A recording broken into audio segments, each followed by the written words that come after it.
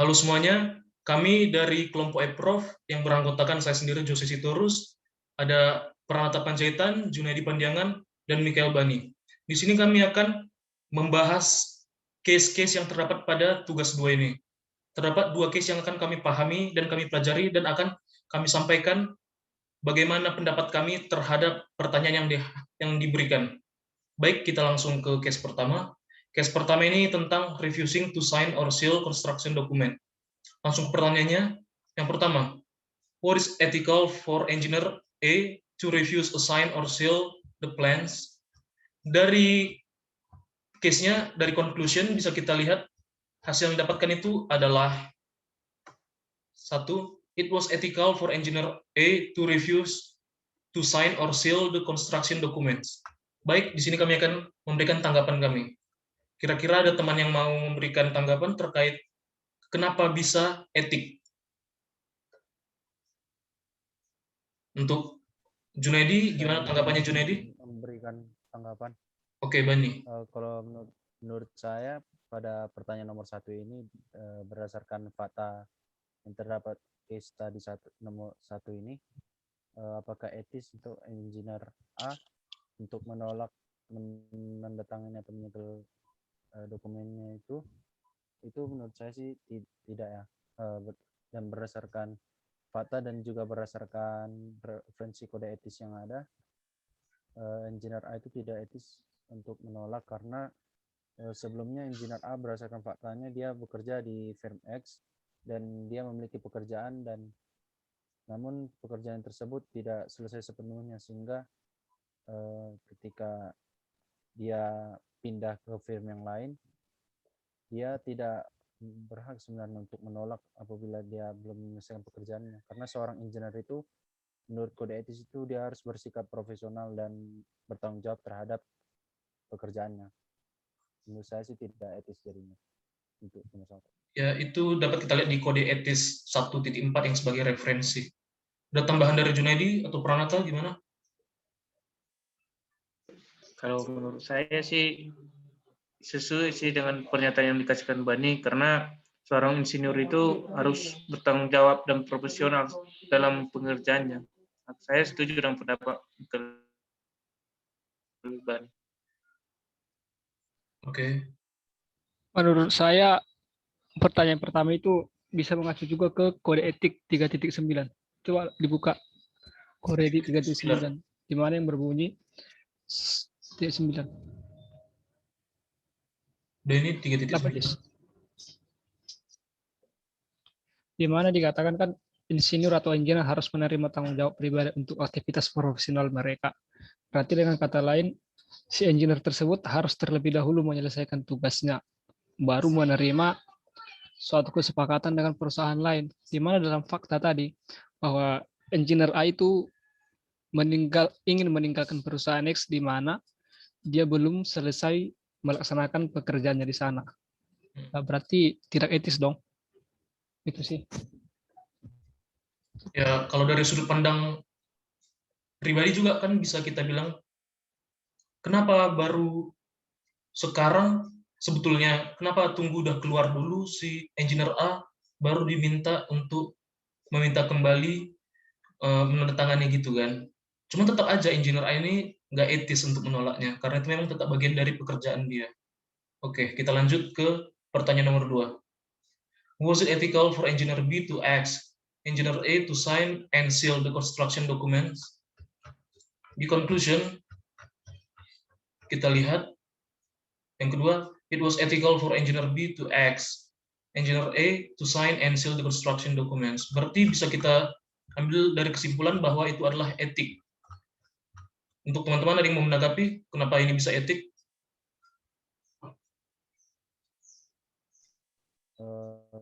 Saya untuk pertanyaan nomor 2, saya ingin menanggapi pertanyaan nomor 2. Menurut saya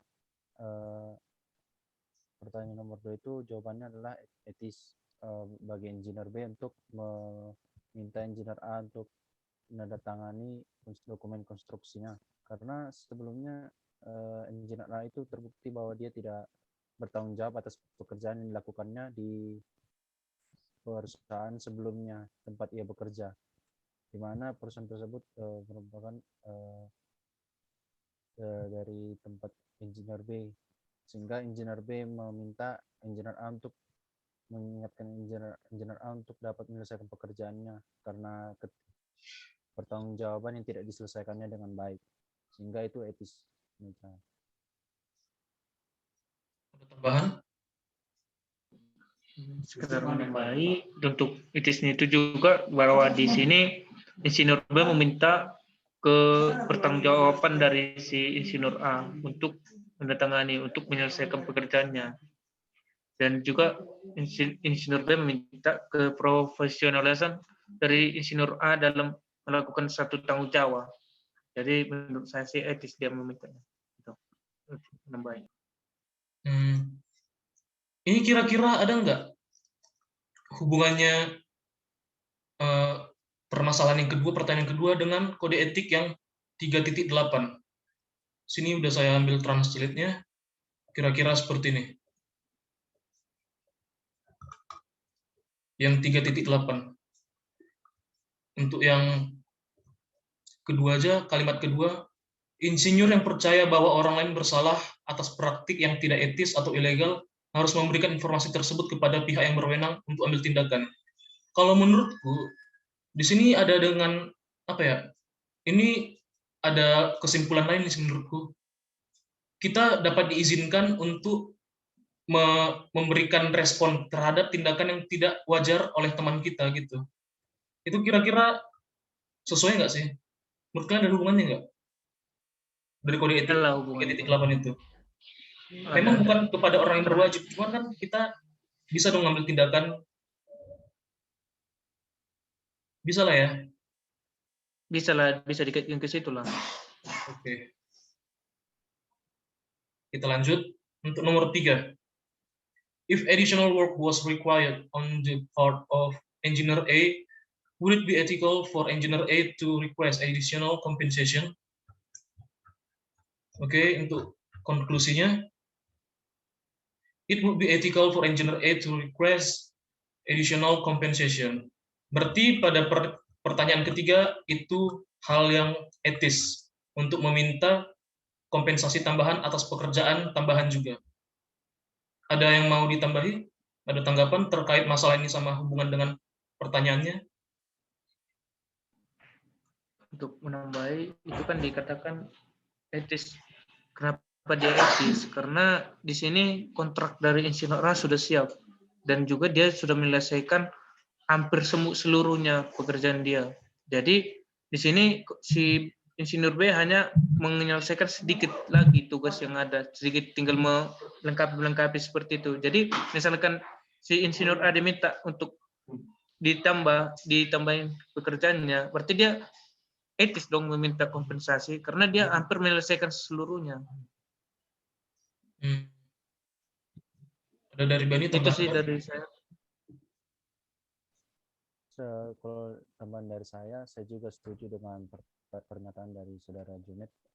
Kalau menurut saya mungkin pada pertanyaan nomor 3 ini bagi seorang engineer dan juga di sini engineer A, apabila jika dia berada pada situasi jika dia telah menyelesaikan tugasnya, mungkin bagi seorang engineer itu adalah etis juga apabila dia diberikan pekerjaan tambahan, maka dia juga etis untuk mendapatkan kompensasi tambahan untuk pekerjaan tambahan tersebut apabila dikaitkan juga dengan kasusnya.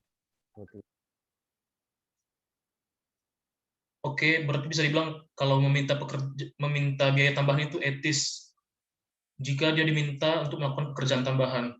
Tapi kan itu bukankah itu bagian dari pekerjaan dia yang belum selesai? Tapi kenapa harus meminta biaya tambahan lagi? Coba. Itu kan karena seperti yang aku bilang tadi, dia itu kan beratkan kontrak, sistem kontrak. Otomatis kalau waktu kontraknya udah habis, dia berhak dong pindah. Dan juga kalau dia diminta untuk menyelesaikan tugasnya, karena udah kontraknya habis, kan dia berhak minta tambahan kompensasi gitu. Dari situ dia. Berarti baik dari secara pertanyaan ataupun ngambil kesinambungan dengan case, itu tetap aja etis meminta biaya tambahan. Iya, etis. Oke, untuk case 1. Karena itu hak dia juga. Oh, Tapi oke. aku ada apa pendapat lain Ya, baik, masalah itu. silakan. Ini kan ini dibilang apa namanya? Meminta biaya tambahan kalau eh, diberikan pekerjaan tambahan, apakah etis untuk meminta kompensasi tambahan kan? Sekarang menurutku ini tergantung isi dari kontraknya gimana. Misalnya kan dalam kontrak tertera gaji yang diterimanya sudah ikut apa namanya? Ikut biaya tambahan, misalkan ada pekerjaan yang kurang atau pekerjaan tiba-tiba mendadak gitu. Ya tidak etis dong kalau isi kontraknya seperti itu. Tapi kalau tidak ada di dalam kontrak dibuat, wajar dan etis kalau si orang tersebut meminta biaya tambahan. Jadi menurutku ini semua tergantung isi kontraknya. Tapi kalau kita mengambil apa namanya, menelaah secara umum, memang wajar dong dan etis kalau seseorang meminta biaya tambahan apabila dia diberikan tugas tambahan. Itu sih. Kalau memang kita berkaca secara umum. Iya. Terima kasih. Oke, terima kasih kepada Pranata. Jadi tetap saja kita ngambil kesimpulan, kita mengikuti dengan konklusi bahwa untuk yang pertanyaan 3 adalah etis. Jika terdapat pekerjaan tambahan, maka seorang engineer berhak untuk meminta biaya tambahan juga. Kita lanjut ke case kedua.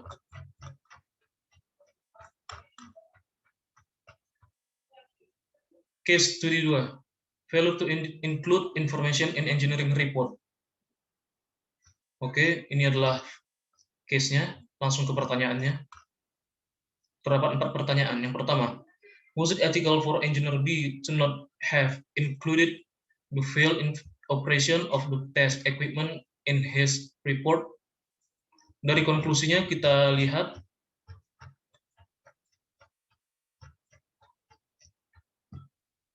pertama, it was ethical for engineer B to issue his report without mentioning the failed operation of the testing equipment. Berarti hal ini tidak etik. Oke, ada teman-teman yang mau memberikan tanggapan? Dipersilakan. Untuk menanggapi pernyataan mengatakan bahwa itu tidak etis itu karena di sini kan dari fakta yang ada itu kan pertama itu dia itu bahwa insinyur B itu diminta untuk mengawasi kan hasil pengujian dari pekerjaan dari si insinyur A dari fakta. Nah, otomatis untuk membuat laporannya si insinyur B harus memberikan laporan secara detail, baik itu ada yang kurang atau ada yang kegagalan dalam pengujian atau ada data-data yang error saat pengujian, itu dia harus menyampaikannya semua dalam buat laporannya. Karena dia di sini ditugaskan untuk mengawasi. Berarti dia harus memiliki laporan secara detail untuk permasalahan yang dihadapi dan juga nantinya laporan untuk solusi yang diberikan gitu. Itu dia untuk menanggapi bahwa itu tidak etis. Kalau ada yang menambahi bisa dari Ya, sepertinya aku mau menambahi dari pertanyaan ini juga kita lihat kalau secara umum itu tidak etis untuk melampirkan hanya dokumen yang betul teruji saja, sedangkan untuk dokumen-dokumen yang gagal tidak dimasukkan itu hal yang salah. Karena kalau dalam laporan harus menyertakan seluruh kejadian yang berlangsung selama pengerjaan di lapangan, gitu kan? Dan untuk kode etisnya juga sudah ada, kita nggak boleh melakukan apa ya? Kita nggak boleh menyimpan informasi. Kita harus bisa memberikan informasi itu seluruhnya dan sepenuhnya sesuai dengan apa yang kita dapatkan. Ini karena bisa saja termasuk hal menipu dokumen. Betul kan? Ya. Karena juga di dalam seorang engineer itu kita diajarkan untuk memberikan laporan secara detail.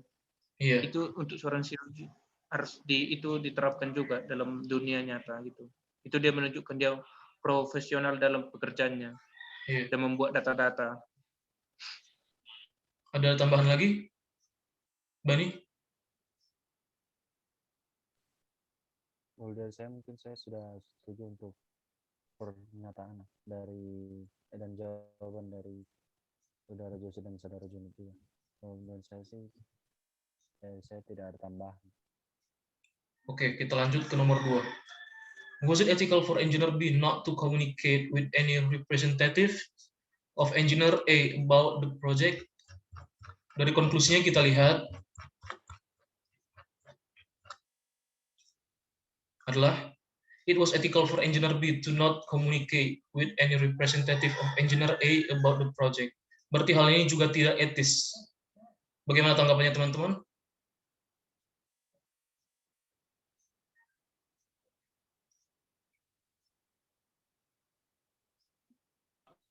Untuk menanggapi hal tersebut juga saya setuju bahwa dikatakan itu tidak etis kalau insinyur B itu tidak berkomunikasi dengan perwakilan dari insinyur A tentang proyek si insinyur A. Karena sebelum dia mengawasi itu kan insinyur A yang mengerjakan, otomatis data-data yang ada di insinyur A bisa digunakan sebagai referensi nantinya untuk hasil pengujian. Misalkan ada kegagalan, berarti data yang diberikan insinyur A bisa dia buat sebagai bukti bahwa pernyataan dari insinyur A yang mengatakan bahwa pekerjaannya itu bagus, bisa dicela dari data-data yang ada. Dia bisa membandingkan data hasil pengujian dengan data yang diberikan insinyur A. Jadi pernyataan tidak etis ini bahwa insinyur B tidak berkomunikasi dengan perwakilan dari insinyur A benar, tidak etis dia. Bahkan dia tidak profesional dalam mengerjakan tanggung jawabnya itu. Ibaratkan misalkan seorang engineer itu kan harus ada referensi dia kalau membuat pernyataan. Nanti dia misalkan misalkan dia tidak meminta data-data dari insinyur A tentang proyek yang dikerjakan ini, otomatis dia bilang dalam laporannya bahwa ada yang tidak bagus dengan proyek yang dikerjakan. Dari mana pembandingan data yang kamu dapat? Mana perbandingannya? Otomatis dia nggak bisa mempertanggungjawabkan nantinya kan. Jadi dia harus perlu berkomunikasi dengan perwakilan dari insinyur A untuk mendapatkan data, untuk menjadi referensinya untuk melakukan perbandingan nanti dari hasil pengujiannya. Oke, ada tambahan lagi? Menurut saya, menurut bagus. Oke, Pranata. Kalau kita mengacu pada kode etik, ya jelas itu telah bertentangan atau bertolak belakang. Coba lihat kode etik 3.1b. 31b. Itu dah. Kan isinya insinyur atau engineer harus memberitahu klien atau pemberi kerja mereka jika mereka yakin sebuah proyek tidak akan berhasil sukses. Berarti dalam artian di sini terdalam fakta bahwa si engineer B telah mengetahui berapa kerusakan segala macam kan, namun dia tidak menginformasikan ke si pemberi pekerjaan, yaitu si engineer A. Dari sini saja kita sudah mengetahui bahwa telah bertolak belakang dengan kode etik. Dan yang kedua menurutku sesuatu hal memang harus didasari oleh komunikasi yang baik. Jika komunikasi baik, pasti sesuatunya akan berjalan dengan lancar. Dan kita ambil kasus ini kan di sini dengan jelas bahwa komunikasi di sini tidak baik gitulah. Makanya banyak kesalahan, banyak efek negatif, dampak negatif yang muncul. Itu sih menurutku. Jelas-jelas ini tidak etis lah. Lanjut, ada lagi?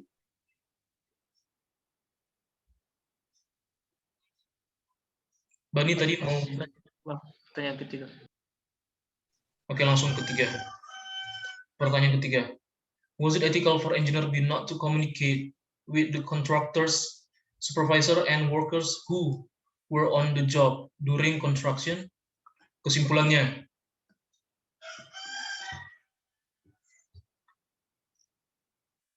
yaitu it was unethical for engineer B to not communicate with the contractors, supervisor, and workers who were on the job during construction. Hal ini juga tidak dapat dikatakan etis. Bisa diberikan tanggapan teman-teman? Saya ingin memberi tanggapan saya mengenai pertanyaan nomor 3 ini. pada nomor 3 ini, yaitu dari konklusi dapat dilihat bahwa jawaban itu adalah unethical atau tidak etis. Kalau menurut saya juga saya setuju dengan jawaban tersebut, karena di sini engineer B bertanggung jawab untuk mengawasi proyek yang diberikan kepadanya. Jadi kalau menurut saya itu sebagai seorang engineer sudah seharusnya bagi engineer B ini, dia dalam melakukan pekerjaannya menanggapi proyek yang diberikan kepadanya, maka dia perlu untuk melakukan pekerjaan secara profesional. Kayak ibaratnya di sini dia diberikan pekerjaan untuk mengawasi, maka dia perlu untuk berkomunikasi juga dengan pihak-pihak yang terlibat dalam proyek yang diberi kepadanya, di mana di sini pihak yang diperlukan yaitu seperti kontraktor, supervisor, dan pekerjanya yang melakukan pekerjaan selama konstruksi dermaganya tersebut. Maka kalau cara pandangan engineer, menurut saya tidak etis untuk tidak berkomunikasi, karena seharusnya engineer B ini harus bersikap profesional sehingga dia bisa mempertanggungjawabkan dengan baik proyek yang diberikan kepadanya. Menurut saya sih seperti itu. Oke. Ada tanggapan lain? Berarti case ini sama aja dengan yang kedua gitu ya. Sama-sama kegagalan dalam berkomunikasi. Baik, silakan ada lagi tanggapan?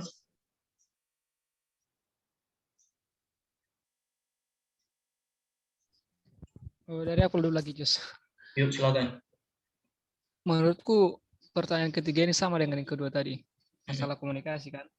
Apalagi yang untuk pertanyaan ketiga ini si engineer B ini diberi kuasa penuh lah untuk mengatur di lapangan, itulah ya kan. Dan apa yang terjadi di lapangan seharusnya dibuat pertanggungjawaban, atau bisa dibilang laporan gitu, laporan pertanggungjawaban ke atasannya, yaitu si engineer A tadi, agar si engineer A tahu bagaimana situasi, bagaimana perkembangan yang terjadi di lapangan. Jadi sangat tidak baik dan sangat tidak etis lah kalau semua yang terjadi di lapangan tidak diketahui oleh atasan. Bisa kembali Ibarat, ke etik yang tadi ya? iya, ibaratnya ini ada yang ditutupi gitulah, tidak transparan gitu, atau entah alasan apapun lah itu tidak dibenarkan apabila si engineer B tidak berkomunikasi dengan si engineer A atau supervisor, bahkan atau semua pekerja-pekerja yang ada di lapangan. Itu sih. Oke.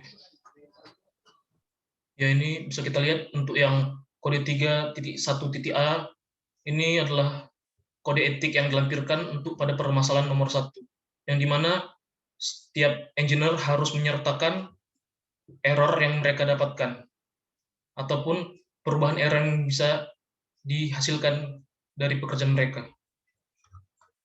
Oke, lanjut ke pertanyaan nomor 4. Terakhir juga, was it ethical for engineer B to issue his report without mentioning that the 19 piles question had, according to the driving records, made refusal?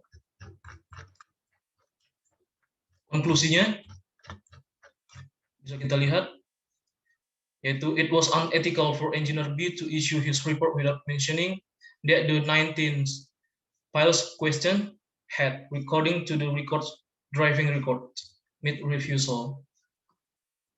Hal ini juga dikatakan tidak etis. Silakan teman-teman menanggapi. Untuk Kalau menurut saya, menanggapi pernyataan. pertanyaan Oke. Bani ini, duluan. Silakan Bani. mungkin menurut saya, pendapat saya untuk pertanyaan nomor 4 ini, jawabannya adalah tidak etis juga. Mungkin pertanyaan nomor 4 ini mungkin hampir sama juga, hampir untuk kasusnya untuk pertanyaan nomor 1 gitu.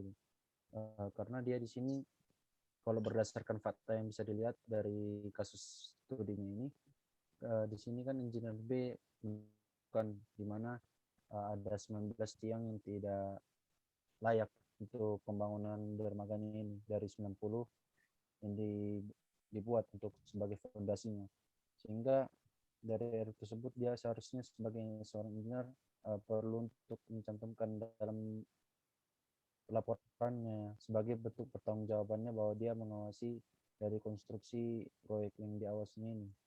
Sehingga jawabannya adalah tidak etis bagi engineer B untuk tidak memasukkan mengenai keadaan yang sesungguhnya, di mana 19 tiang yang digunakan sebagai bentuk fondasi dari dermaga tidak layak dalam pembangunan ini dan tidak sesuai dengan yang disampaikan oleh insinyur A sebelumnya, bahwa keseluruhan tiang ini dapat bertahan selama 30 hari dan semuanya layak sebagai fondasi. Menurut saya seperti itu. Ya, silakan Junaidi, gimana tadi? Benar menambahi bahwa untuk beri pernyataan bahwa tidak etis itu bagi insinyur B, bahwa rasanya dalam seorang insinyur itu diajarkan untuk memberikan semua informasi yang ada yang didapat dalam laporan yang akan disampaikan. Jadi itu saja sih, harus ada pertanggungjawaban nantinya. Misalkan dia tidak memberikan laporan sepenuhnya, nanti dia harus mempertanggungjawabkan itu. Lebih baik dia memberikan data yang apa adanya yang didapat dari hasil pengujian. Karena seorang engineer dikatakan profesional dan bekerja kalau dia memberikan data yang apa yang didapatnya itu. Ya, ini di kode etik 2.3.A juga berkesinambungan dengan permasalahan ini tentang professional report. Oke, ada tambahan lagi? Menurutku gitu juga tidak etis, karena ini sudah melanggar integritas dan profesionalisme dalam suatu profesi. Apalagi dalam seorang engineer kan harus objektif dan jujur dalam laporan profesional, pernyataan atau kesaksian. Di mana tadi di pertanyaan keempat, apakah etis untuk mengeluarkan laporannya atau tidak melampirkan, itulah kan, tidak melampirkan ke-19 tumpukan yang dipertanyakan tadi itu sih sangat tidak etis, karena itu berakibat fatal juga kan, bisa menimbulkan dampak negatif di kemudian hari. Baik, ya kira-kira sekian yang bisa kita sampaikan. Baik semuanya, sekian semua informasi atas tanggapan dari 2 studi case yang kami dapatkan. Semoga tanggapan yang bisa kami sampaikan tadi bermanfaat bagi teman-teman yang menyaksikan juga. Terima kasih.